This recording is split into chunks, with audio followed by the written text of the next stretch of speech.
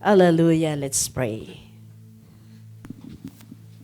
We're gonna thank you, God, for this evening, Lord, that you have gathered your people from different corner of this place to learn and listen from you. Lord, bless your word, bless each and every one. Open our hearts, O God, and give us your divine understanding so that we could understand and receive the message that you want us to receive. Father, thank you. Bless your people wherever they are right now. Father, we pray, give us your word. Give us your message, O God, that will direct us and guide us which way to follow, Lord, so that we will not be dissuaded, O God, in our walk with you. Father, thank you. Bless your people. Bless your word. Bless our hearts, O God, in Jesus' name. Amen. Okay, pwede po tayong maupo.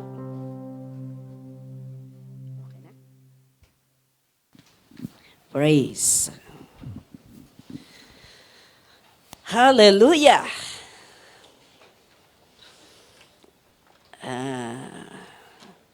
Last Bible study. Hallelujah. Praise the Lord. I hope na itong papag-aralan natin ngayon ay hindi po ito bago. Okay? Pero it's good to be reminded from the word of the Lord. Amen? So, pasensya po dahil medyo late kami. No? Medyo late kami, kaya forgive us. No? May dalawang bagay na napaka-importante na dapat natin ilagay sa buhay natin dahil ito po ay it means our life. Okay? Unang-una is family. Family. Alam natin na ang Panginoon, create niya ang tao. Sa Genesis, create na ang tao mula sa ground, dust of the ground. Where is that? Genesis 1. Okay. Chapter 2, verse 7. Noong create ang tao, ang Diyos ng tao, nakita niya na kailangan niya ang helper. Ayan.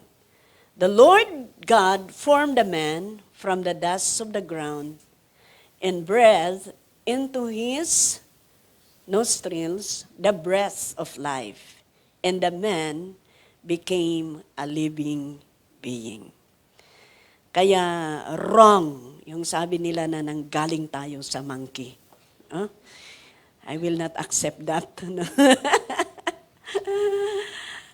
Adapay nga, hindi, mayroon pa noong mga bata tayo na sabi nila na binumtak kanuti bato. Yan. Galing daw sa nabiyak na bato. Pero hindi po. Okay.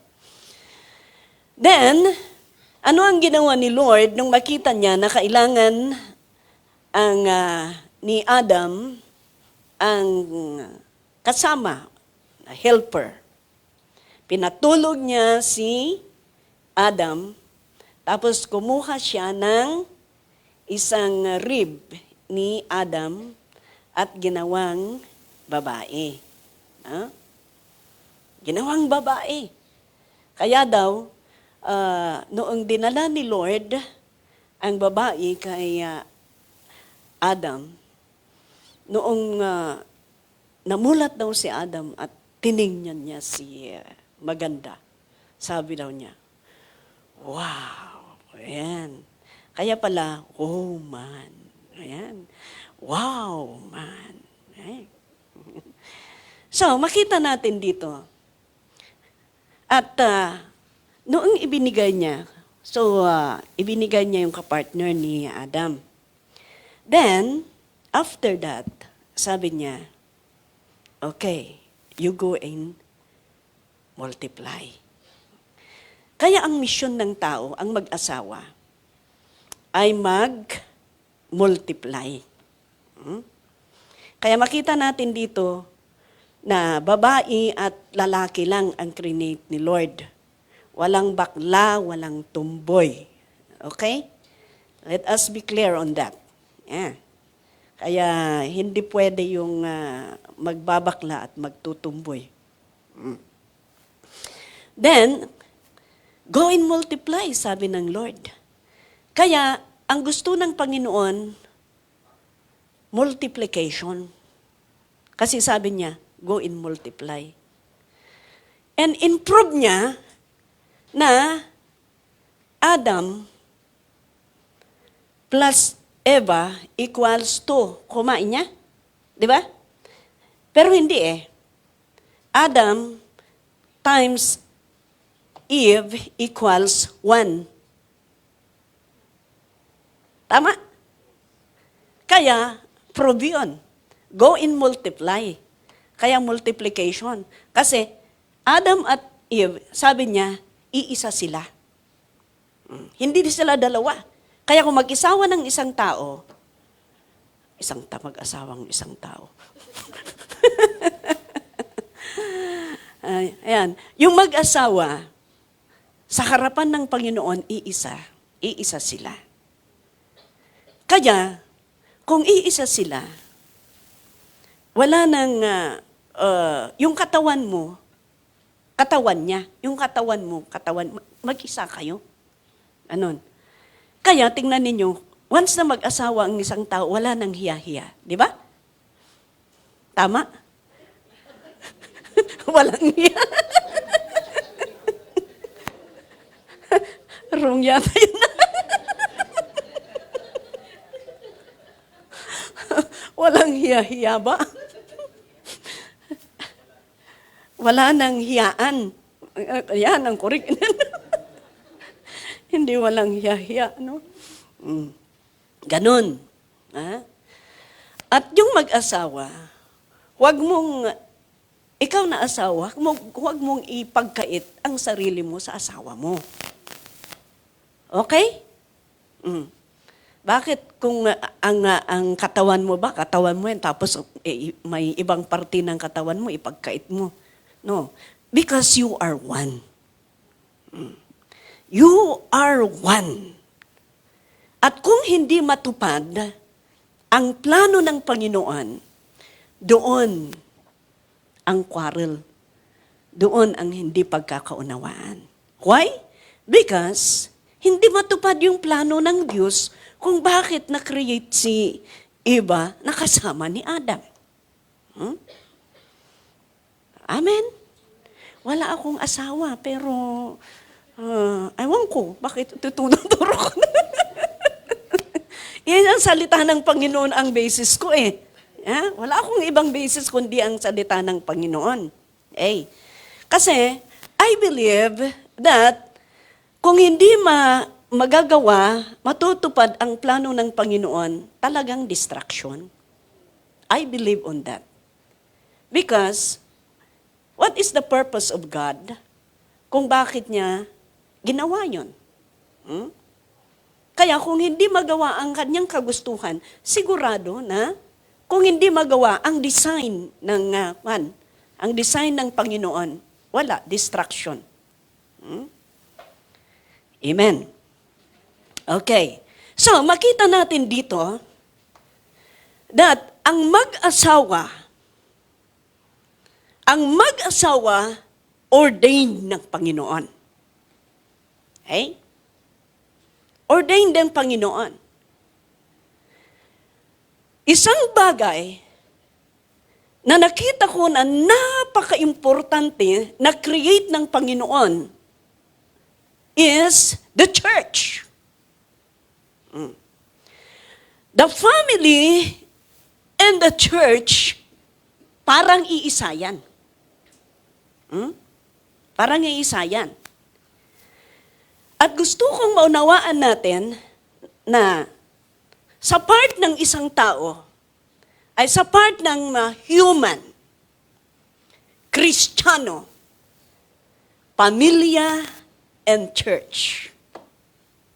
Okay? They are one. Supposedly. Family is built by God. Built by God. And church is built by God. Amen? Yan. Kaya kung ang pamilya, ang Diyos ang gumawa. Doon sa Matthew chapter 19 verse 6. Sa Matthew chapter 19 verse 6. Anong sabi doon? Okay. Sabi niya, so they are no longer two, but one. Therefore, what God has joined together, let man not separate. Yeah. Kaya ang pamilya, sabi ko kanina, ang Panginoon yan. Ang Panginoon ang gumawa dyan, ang nag-build dyan. Yeah? Kaya sabi niya, naging iisa na. Kaya kung ano ang pinagkaisa ng Diyos, clear na yun. Kung ano ang pinagkaisa ng Diyos, walang taong makakapag-hiwalay. Walang taong makakapag-hiwalay.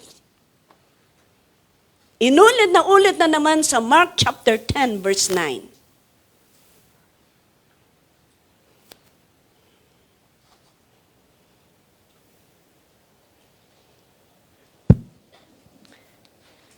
Sabi niya, therefore what God has joined together, let man not separate. Amen. So, makita natin dito na talagang ang Diyos nag-ordain sa mag-asawa. At sabi niya, wala sanang makakapaghiwalay kung ano ang pinagkaisa ng Diyos. Warning! Ay, warning po, mga kaibigan. Kaya makita natin dito na walang karapatan ang isang tao na manira ng pamilya.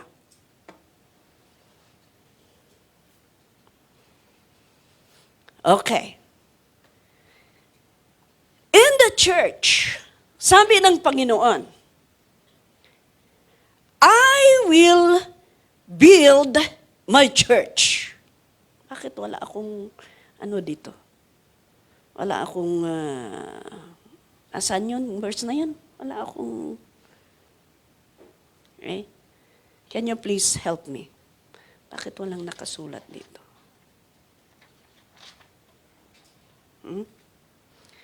Sabi niya, sabi ko kanina, dalawang bagay ang ginawa ng Diyos. The family and the church. The family and the church. Yung church, yung pamilya, si Lord ang gumawa.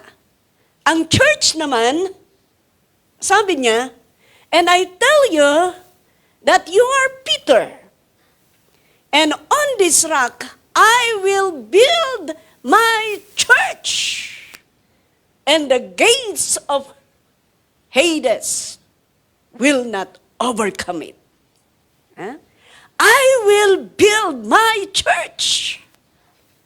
So makita natin that God is busy building His church.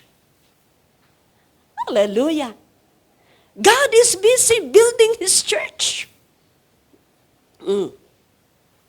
Kaya, makita natin dito, kung ang Kristiyano, dapat nakakonect sa church. Ang pamilya, ang membro ng pamilya, dapat nakakonect sa pamilya. Right? Ang church, ang member ng church, dapat nakakonect din sa church. That's why, kung ikaw ay membro ng church, if God is busy building His church, dapat kasama tayo na nagbibuild ng church. Amen? Dapat kasama tayo. Kasama ka, kasama ako. Kaya, anong mangyayari? Wala tayong karapatan din na maninira ng church. Hindi sinisira ang church. Why? Because the moment you do that, mananagot ka sa gumawa ng church. Kung ikaw din ay naninira sa pamilya, mananagot ka din sa gumawa ng pamilya. Mabigat. Pero I need to teach this before I leave you. Kaya, mga kaibigan, ang gagawin natin, kailangan na huwag natin hakayaan na gagamitin tayo ng kaaway na sisirain ang pamilya. Ganun din, huwag tayong magpapagamit na maninira din sa sa church. Because if you are hurting the church, delikado ka. Bakit delikado ka? Because you are hurting the body of Christ. You are hurting the body of Christ. Kaya, mayroon ba dito ang dahilan kung bakit nagiging broken family ang isang pamilya? Kung minsan, ganun, may naninira ng pamilya. Oh, mas type ko yata yung asawa niyan mas gwapo yata yung asawa niyan kaysa yung asawa ko. Ayan. Mamaya na-blind ka na. Na-blind ka na. Ginamit ka ng kaaway. Yeah. Alam mo, mananagot ka sa gumawa ng pamilya. Or alam ninyo, kung minsan, ganun din sa church. Alam mo, ang church na yan. May ganun. Alam mo, ang church na yan. Blah, blah, blah, blah, blah. Hay, tayo ka muna. I tell you. Huwag mong sisirain ang church. Maraming ganun, di ba? Maraming ganun. Hindi nila alam na sinasaktan nila ang body ng Panginoon. Ang church, alam niyo, ang church, hindi sinisira. Dapat ang church, binibuild up. Amen? Dapat ang church, hinahangaan, hindi tinatawanan.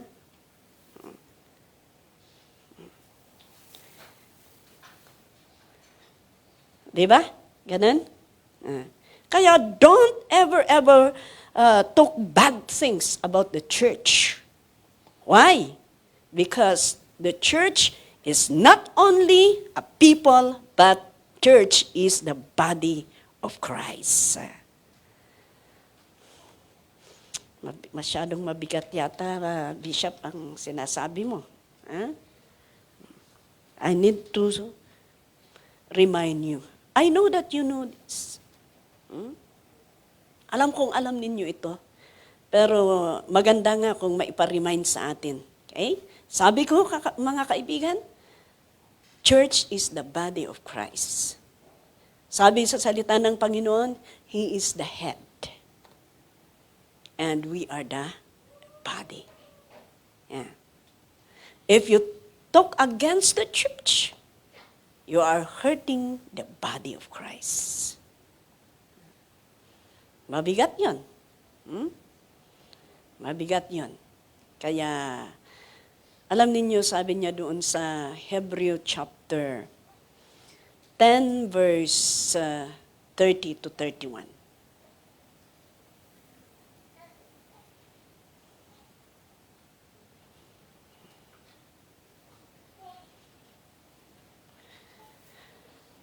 Hebrew chapter 10, verse 30 to 31.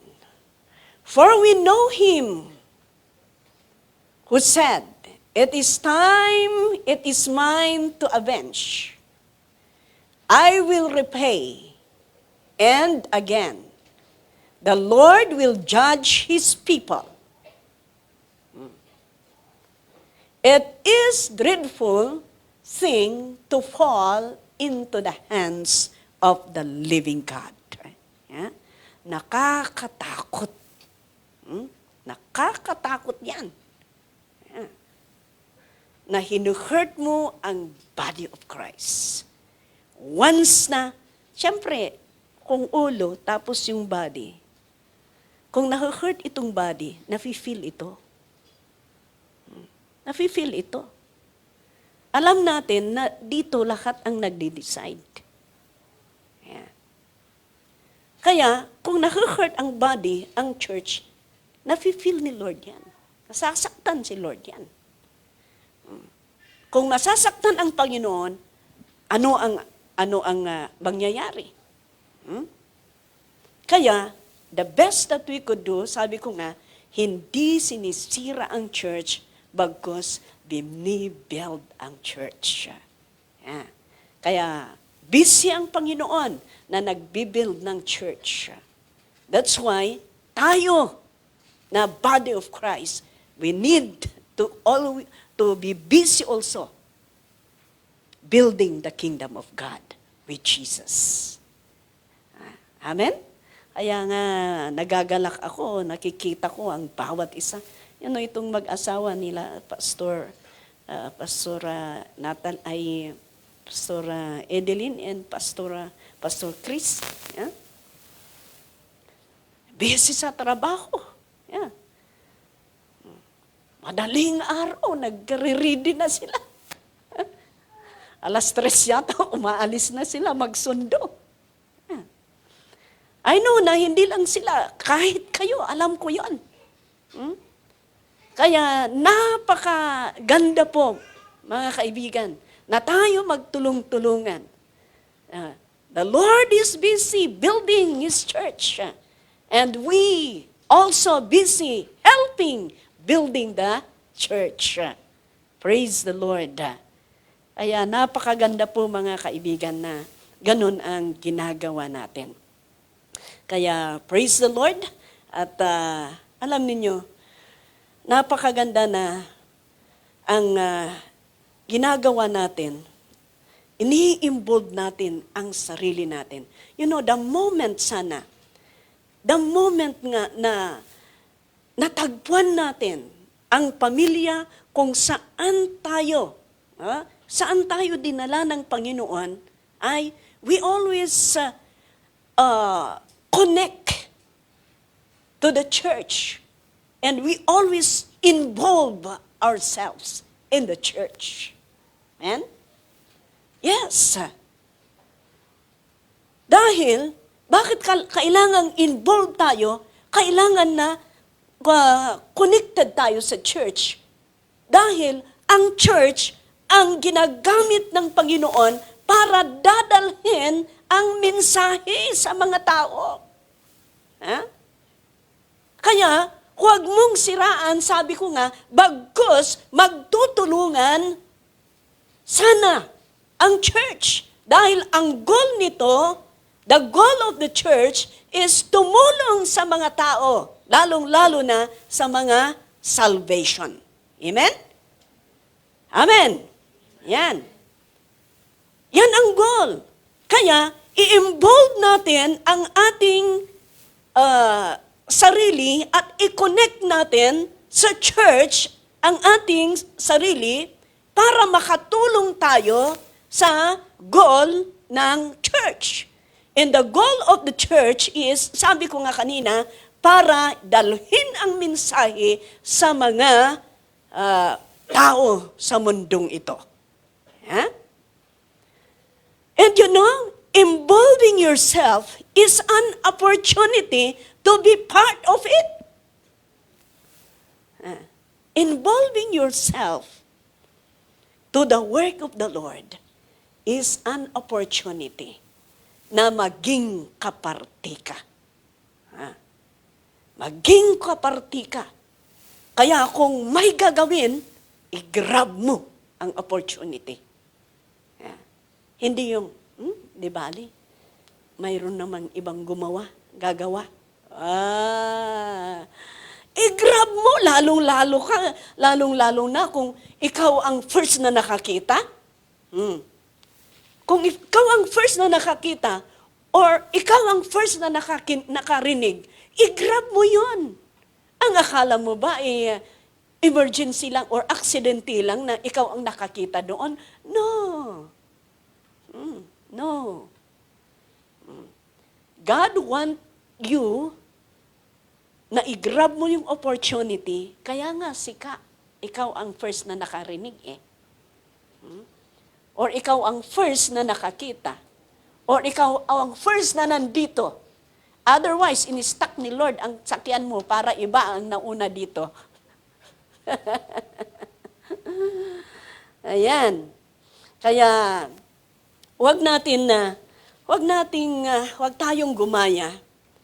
Huwag tayong gumaya sa ibang Kristiyano na nagiging religious lang sila. Huwag tayong gumaya ng ganun. Bakit sabi ko ibang Kristiyano na nagiging religious lang sila? Ayan, pumunta sila sa church. Yung sinasabi na may sinasabing CSG. Ano yun? Come, sit, and go. Yan. Come, sit, go. Come, sit, go. Parang ganun, para masabi lang na pumunta sa simbahan. Di ba ganun tayo noon? Ganun tayo noon. Para isuot mo pa ang pinakamaganda. Ang iba naman, magdidate lang sa simbahan. Oo, ganun. Huwag tayong gumaya ng ganun. Tunay na Kristiyano tayo. Hindi lang tayo religyoso, talagang Kristiyano tayo. Kaya wag nating gayahin ang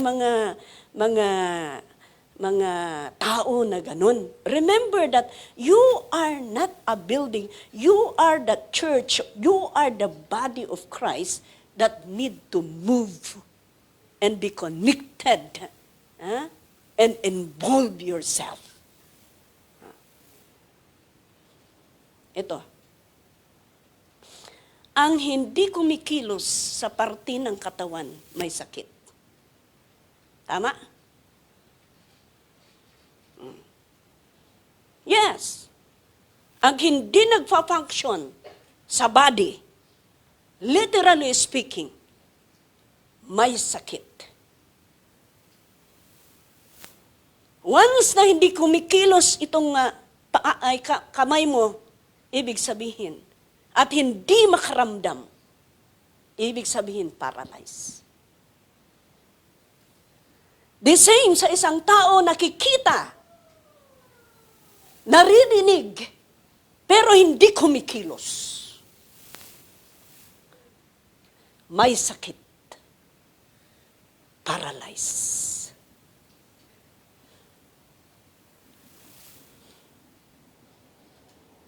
Kaya dapat ang parte ng body na ito is kumikilos.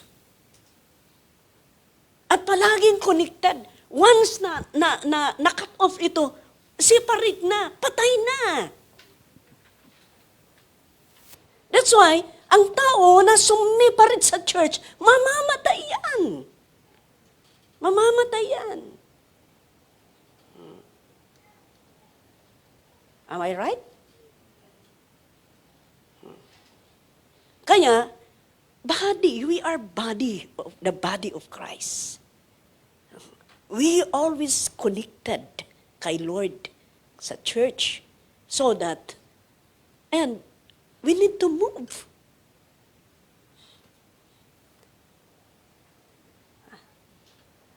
Amen. Okay. What is the rule of the Christian? Sabi ko kanina, pero ano ba talaga ang ginagawa ng church sa mundong ito? Alam niyo, sa Matthew chapter 12, verse 21, kahit yan lang ang basahin natin para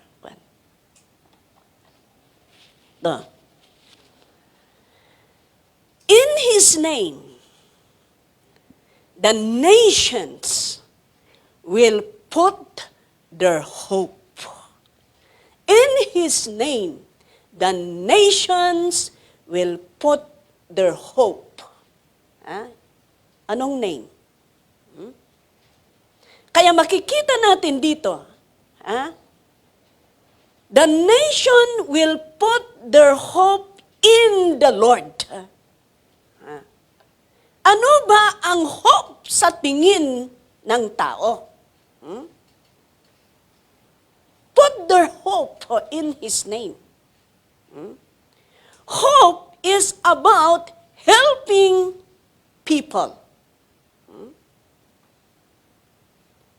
When God start to help these people, He is helping, alam niyo, when God is start to help people, He is helping them through you. Sa pamamagitan mo, sa pamamagitan ko, yan ang paraan na tumutulong ang Panginoon sa tao. Dahil tayo ang kamay, tayo ang paa, tayo ang parte itong katawan. Kaya through us, dahil tayo ang katawan ni Lord, God operate His ministry in this world through us. Nakuha ninyo? Dahil tayo ang katawan ni Lord, the Lord is operate His ministry on this world through you and me. Tingnan natin. In Matthew chapter 25, in Matthew chapter 25, starting verse 34.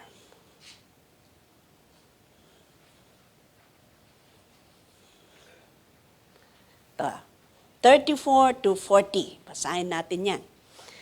Then the king will say to those on his right, "Come, you who are blessed by my Father. Take your inheritance, the kingdom prepared for you since the creation of the world." Next verse. "For I was hungry,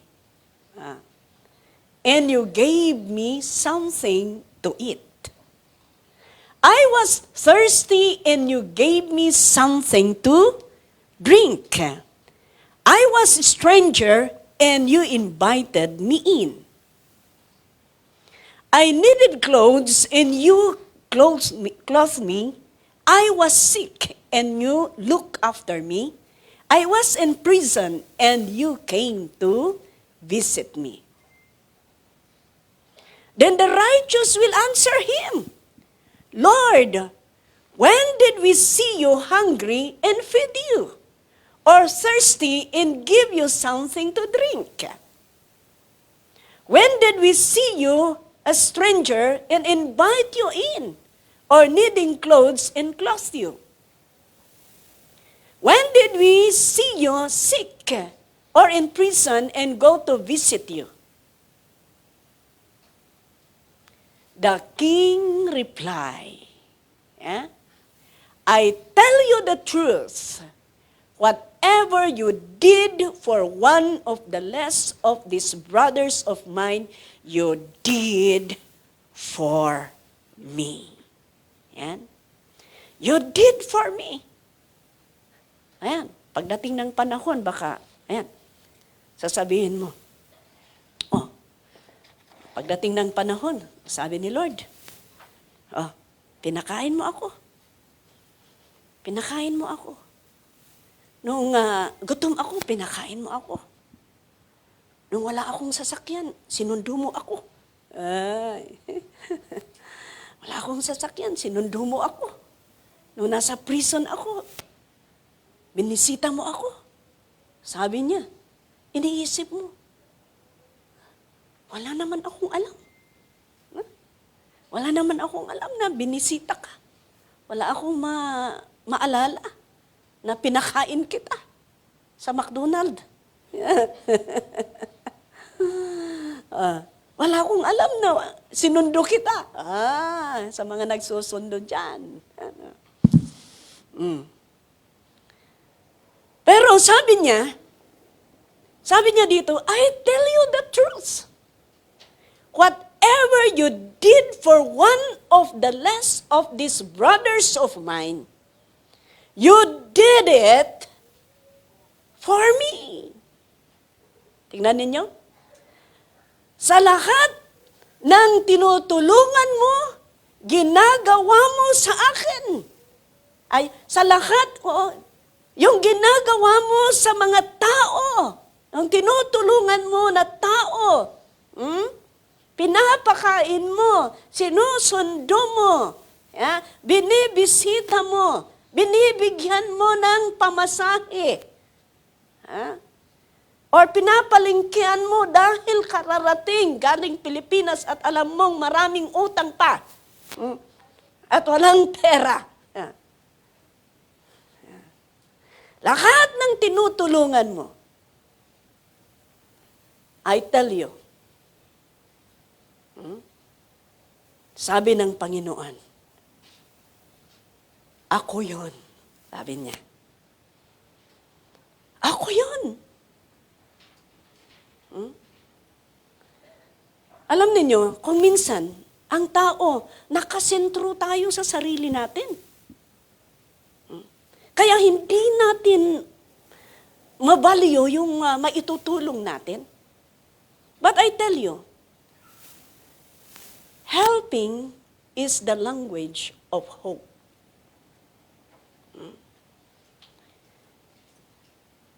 Helping is a language of hope. If you help them, it brings hope to them. And every time you help those people in need, you just simply give them hope. Yes, I tell you. Kung tinutulungan mo ang isang tao, binibigyan mo siya ng pag-asa. Binibigyan mo siya ng pag-asa. Kaya kung tinutulungan mo bilang Kristiyano, every time you help those people who are in need, you are just simply give them hope.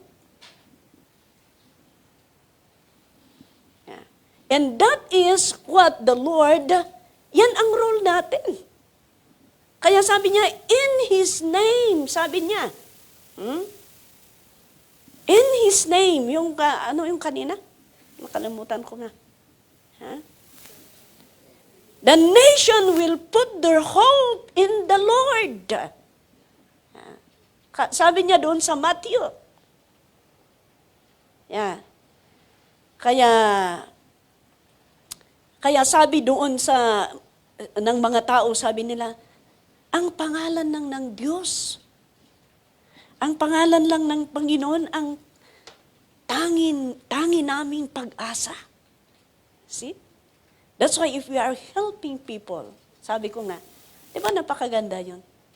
Helping is a language of hope. Kaya habang tinutulungan mo ang tao, you are bringing hope to them. Hallelujah. Kaya sabi yung mga nasyon, sabi nila, ang pangalan lang ng Diyos ang tangi naming pag-asa. Hallelujah. Kaya, napakaganda po na tayo po ay managtulong tayo kuma. Amen? Alam ninyo, maganda yun. Kaya nakita ng Panginoon, sabi niya, sa lahat ng ginawa ninyo, maliliit na anak ko, ginawa ninyo yan sa akin. Naku-question, kailan? Sabi ng Panginoon, lahat ng ginawa mo. Yeah? Kaya, kung minsan ganun kailangan makita na tayo'y marunong tumulong. Amen. Tumutulong ba tayo? Or sarili na lang natin ang inaatupag natin. Yan ang gawin natin. Tumulong. Sige, sundo. Kung kailangan pakainin mo ng Jollibee, I'm sorry, walang Jollibee pala dito. Kung minsan, alam mo na, McDonald's kasi doon sa harapan namin, sa Hong Kong. Pagbaba mo lang, nasa 15th floor tayo. Tapos, pagbaba mo lang, yan, park and shop, malaking yan. Tapos doon lang sa tabi, McDonald's. One time, nag-McDonald's kami. Munta kami, Sunday yun. Tapos, alam ninyo, ang nagsiserve doon, yung, kung minsan yung may kapansanan, ganun. Yung mga matatanda, ganun. Tapos, doon kasi sa church, 5 ang church doon. 2nd floor, 7th floor, 10th floor, 13th floor, 15th floor. Tayo ang 15th floor. Kaya maraming pumupunta doon sa McDonald's. May isang Chinese doon. Mut-mut ng mut-mut. Murmur ng murmur. Sabi ko, sa nakakaunawa, ano bang sinasabi niya? Sinasabi niya na naaasar daw sa mga taong yan kasi wala silang binibili. Dami-dami nila. Kakaunti lang ang binibili nila. Yan daw. Tinitingnan mo kung minsan, dadalawa lang french fries. Di ba kung minsan, dadalawa lang french fries, tapos ang dami-daming ketchup. Ano ba yan? Siyempre, nagmamarmar ang, kasi hindi ka nakakatulong Nakakaasar ka. Nakakaasar ka kung ganun. Di ka nakakatulong. So, ano ang mangyari? One time, pumunta kami sa Jollibee sa Central. Yan. Pumunta kami sa Jollibee sa Central. Alam niyo ang Jollibee doon sa ang daming mga matatanda na iurot. Oo, lola pa nga ni Pastor Berna yung isa. Oo, lola niya. Tapos, tapos na kaming kumain. Sabi ko, sige, ante. Sabi ko, sinarban mo kami ng husto. ito ang pasasalamat namin. Ay, ito, thank you sa service ninyo. Sabi ko, kami po pala, auntie, ay taga-Free Believers. Kung may time kayo, pumasyal kayo doon. Tuwang-tuwa yung matanda. Nung next na pumunta kami uli, naragsak. Masaya na, dito po kayo, naupo. Tingnan ninyo. Alam niyo, kung tumutulong tayo, nagagalak sila. And one time, napakinggan yung isang katabi. Sabi niya, ay, church pala kayo. Saan yung church niyo? Kaya yan. Halika dito, tayo dito. Halika dito, huwag kang nang mag-order, ako nang mag-order. Ayan, dinala namin sa church. Dinala namin, hindi makahaan eh. Kasi pinakain namin. Oo. Once na hindi makahindihan. Dahil binusog mo siya. Yan. Ganun mga kaibigan. Bakit si Lord, sabi niya na kung ano ang ginawa mo sa aking mga anak, ginawa ko yan sa iyo. Ginawa mo yan sa akin. Sabi niya. Dahil kung minsan, magkatawang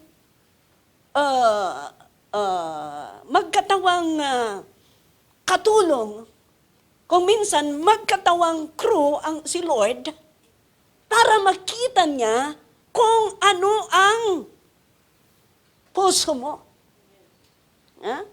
Makita niya ang puso mo kung ikaw ay talagang tunay ni Lord. Tunay ng anak ni Lord. And because you did it, kung minsan magkatawan nagpakita si Lord na walang pamasahe para sunduin mo. Ganon. Para sunduin mo. Kung minsan napipilitan pa, parang napipilitan, pero parang napipilitan ka dahil gusto mong matulog. Alam ko yan, dahil pagod ka. Gusto mong magpahinga dahil pagod ka. Pero, ayan pa rin, pumunta ka pa rin. Oh, hallelujah. You passed the test. Sabi ni Lord, you passed the test. Good and faithful servant. Come. Di ba napakaganda yun? Come. And stay with me in paradise. Hallelujah. Praise the Lord. Bakit? Kahit yung tao masayang-masaya. Why? Because they experience help as a language of hope. Hallelujah. Praise the Lord. Ganun po mga kaibigan. Kaya bilang isang katawan bilang isang membro ng church, sabi ko nga kanina, we always be connected and involved. Because itong katawan natin, sabi ko nga, kung hindi nagmumove ito, kung hindi kumikilos ito, there is something wrong. May sakit yan. At once na talagang hindi kumikilos yan, ibig sabihin, paralyzed. And we don't want na tayo'y may sakit at paralyzed. Kaya sabi ko kanina, kung ikaw ang nakakita, opportunity yon. To be connected and to be involved in the church is an opportunity. Amen. Hallelujah. Kaya, ganun sa salvation din ng tao, lalong-lalo na sa salvation ng tao. Alam ninyo, hindi si Lord ang pumunta. Hindi si Lord na ang pumunta. Tayo, body of Christ. Yeah? Tayo. Because we are building the church. Sabi ko nga, Jesus is busy building the church and we are the part. Kaya tayo nakakonek sa Kanya, tayo involved sa Kanya, maging busy din tayo na mag-build up ng church. Sa Romans chapter 10. Let's start in verse 13. Romans chapter 10, verse 13. Starting verse 13 to 15. Okay, tingnan ninyo ito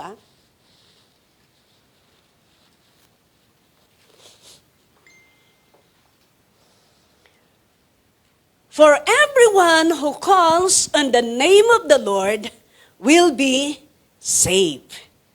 Okay. Lahat ng tumawag sa pangalan ni Jesus ay maliligtas. Yeah? Next verse. How then can they call on the one they have not believed in? Yeah? Paano sila matatawagan yung hindi nila nanampalatayaan? And how can they believe in the one whom they have not heard? Paano sila mananampalataya kung hindi nila mapapakinggan? Remember yung 17 verse ay Romans chapter 10 verse 17. Yeah? By hearing and hearing the word of God, faith comes. Yan. Consequently, faith comes from hearing the message, and the message is heard through the word of God. Yeah? Habang nakikinig ka sa anointed message, yeah? Then faith comes. Bakit na banggit ko anointed message? Kung hindi anointed yung message, hindi nakaka-convict yan. Remember, kahit tayo noon, binabasa nila yung Bible, di ba? Binabasa nila yung Bible, pero hindi tayo nababago. Why? Because the word that they are preaching is not anointed. Yan. Tuloy natin uli yung Romans kanina.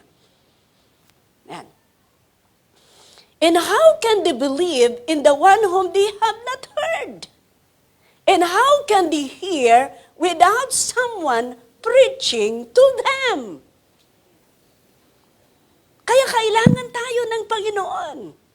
Sa salvation ng mga tao, kailangan ka ni Lord, kailangan ako ni Lord. Ha?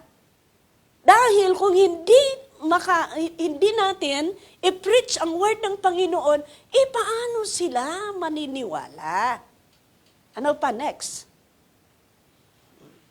And how can they preach unless they are sent? Tingnan ninyo. Paano sila magpe-preach kung kailangan na sila po ay maisend? Pero paano sila makapunta kung wala naman silang pamasahe? Diba? Kaya nga, iba-iba ang parte ng katawan, iba-iba yung ministry ng bawat isa. Kaya kayo, kahit hindi kayo makapunta, for example, sa pamamagitan ng offering in tithes ninyo, then, ayan, nakikipag-move kayo. The body of Christ is moving because everybody is moving. And if everybody, part of the body is all functioning, it means it's healthy. Amen? Pero kung may nagaganon, wala paano makamove? Because you are not doing your part.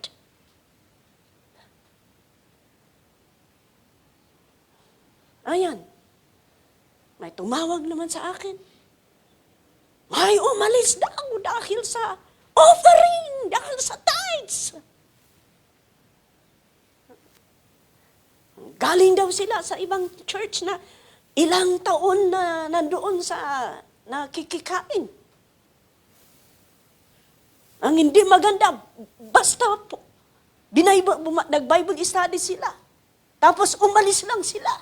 Tapos mag-text sila, umalis na kami. Dahil 2 beses ang offering ninyo.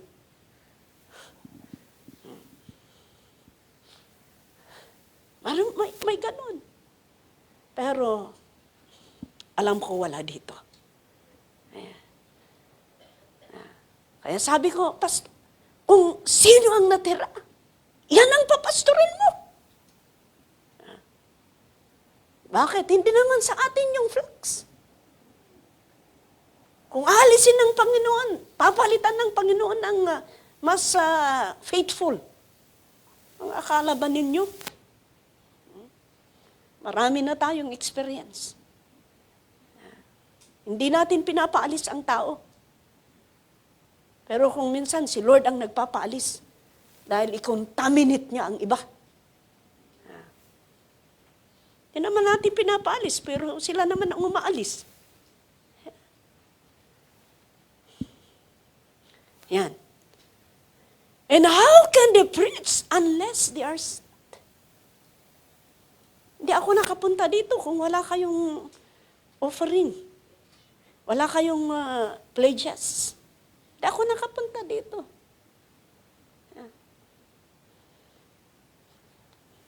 Kaya nandito tayo. Antayan ninyo yung hindi natin kailangan ang hindi natin kailangan ang pledges at saka offering in tithes. Mayroon, pwede tayong makapunta sa iba't ibang lugar. Antayin natin yun. After rapture.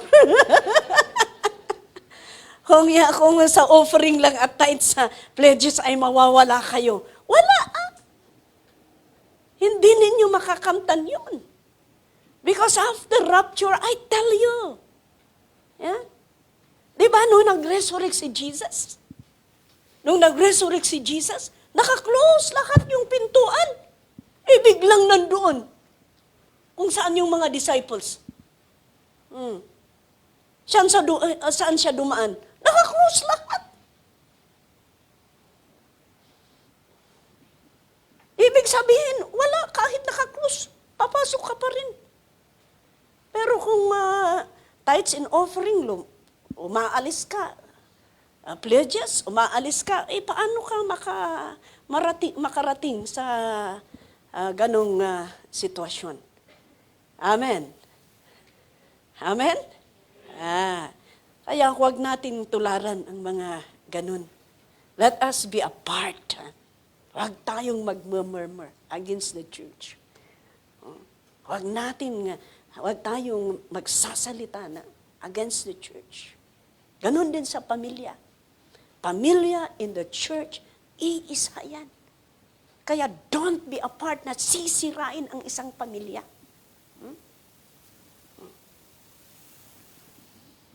Yung pamilya may ama, ina. Yung church, mayroon din head. Of course, si Lord ang head.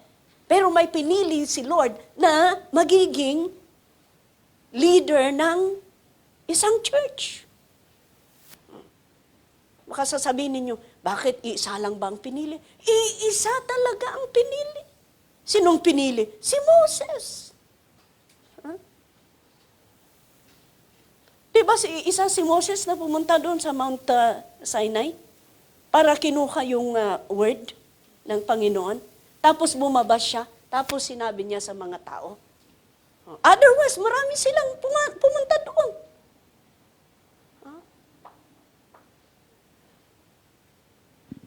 And remember, your pastor, I cannot remember where is that verse.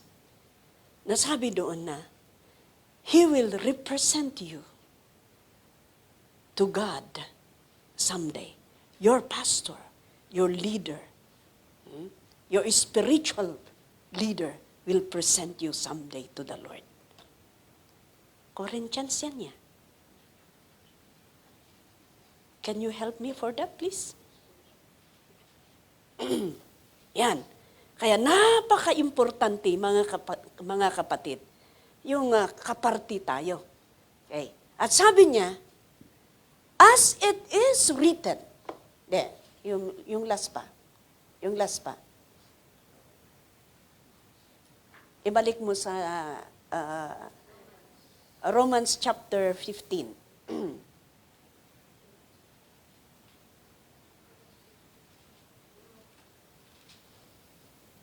Yung Romans kanina, chapter 10, verse 15.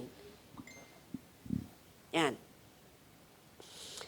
As it is written, sabi niya, how beautiful are the feet of those who bring good news. How beautiful. Yung mga nagpe-preach. And I believe, hindi lang yung nagpe-preach, pati yung sumusuport para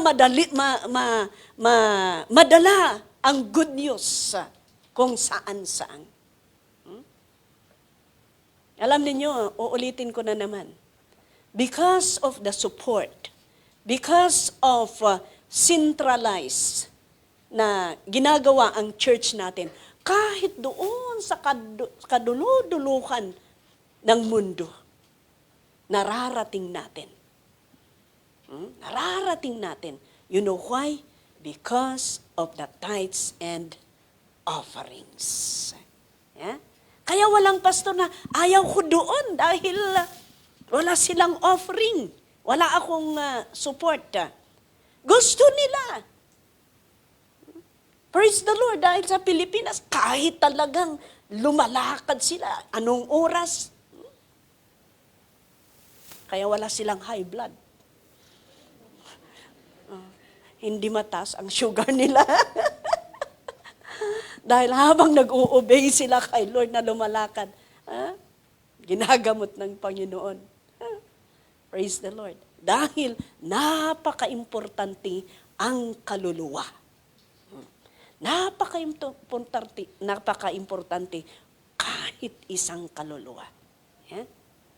Alam niyo mga kaibigan, the joy of heaven is saving souls. Kaya sa Luke chapter 15 verse 10, sa Luke chapter 15 verse 10, sabi niya, in the same way, I tell you, there is rejoicing in the presence of the angels of God over one sinner who repents. Kaya sabi ko, the joy of heaven is saving souls. Alam niyo, dahil kahit iisang kaluluwa, the angels are rejoicing in heaven. Hallelujah, praise the Lord. That's why let's continue to be a part, building the kingdom of God. Yeah? Building the kingdom of God. Nasarakan nyo di Pagbaga?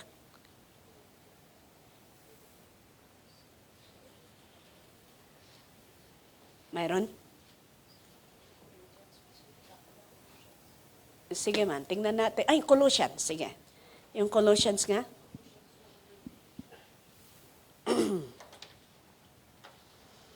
Colossians, ilas natin yun.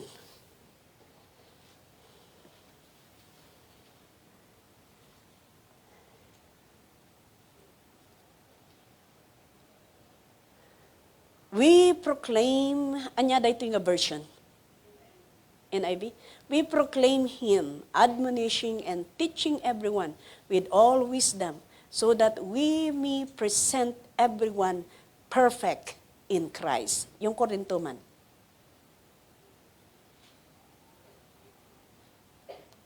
Yung Corinthians. Yeah.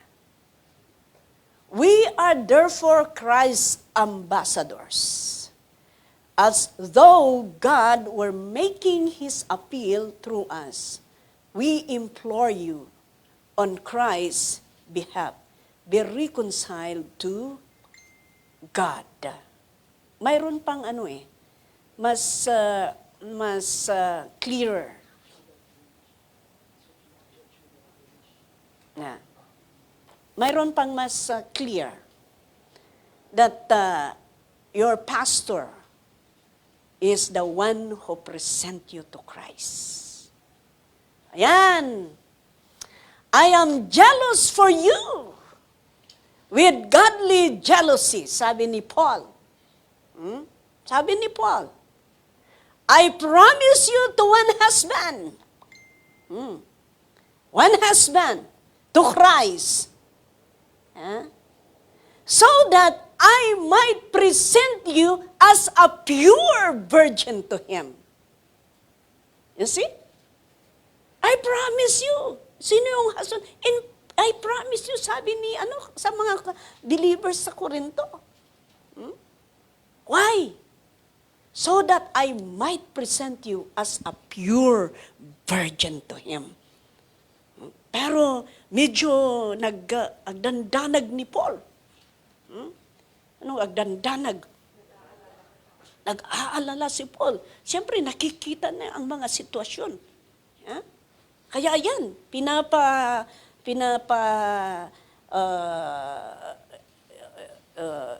yung ini-exhort niya, yung mga tao na magiging sila. Sabi niya, I am jealous for you with godly jealousy. Kaya may godly jealousy. May godly jealousy. Bakit nagsiselos ang mga pastor? Iba ang ginagawa ninyo. Kung minsan, mas pinapansin nyo pa yung iba kaysa yung pastor ninyo. Mas ginagawa pa ninyo yung kaysa yung ng trabaho ng Panginoon. Kung minsan, ganun. Pero remember, sabi niya, I promise you to one husband. Paul is the head of the Corinthians churches. Kaya sinasabi niya sa kanyang mga congregation. Husband. Ano yung husband na sinasabi niya? Because, sabi niya, to Christ. Yeah? So that I might present you as a pure virgin to Him. Amen? Kung faithful kayo sa paglilingkod sa Panginoon, kung faithful tayo sa paglilingkod sa Panginoon, pagdating ng panahon, hindi. I-present tayo ng pastor natin. Sino ang pastor natin? Si Bishop Moses ang pastor natin. Kami, katulong lang niya. Hallelujah. Hindi mo gagawin ng trabaho mo ng husto. Baka hindi maganda ang presentation sa'yo. Hallelujah. But if you are faithful, praise God. Maganda ang presentation mo kay Lord. Purihin natin ang Panginoon. Kaya, let's help one another. Magbantayan tayo, lalong-lalo na sa pamilya ng bawat isa. Huwag natin hayaan na tayo ang instrumento para masira ang pamilya ng bawat isa. Amen? Ganun din sa church. Dalawa lang ito, church, family and church sa mundong ito. Ganun din, huwag natin sirain ang church. Bagkus tumulong tayo, maging partner tayo, be connected and be involved in the church. Because God is building His church. And we need, as body of Christ, we need also to move. Move and let's build the church of God. Amen. Ayan. Imbis na magmurmur ka against the church, whatever things that you could do, grab the opportunity. Yeah? Grab the opportunity. Kaya, yan sana ang desire natin na healthy tayo para makamove tayong lahat. Amen? Hindi yung, kada agpilpilay, kada hindi maganda ang moving natin. Amen? So, yan po ang gusto kong ma-share sa gabing ito. May the Lord bless each and everyone. Ganun din sa salvation ng mga tao. Let's help and be a part sa work ng ating Panginoon. May the Lord bless you and God bless you all. Balik ko po sa imsi natin. Palakpakan po natin ang Diyos.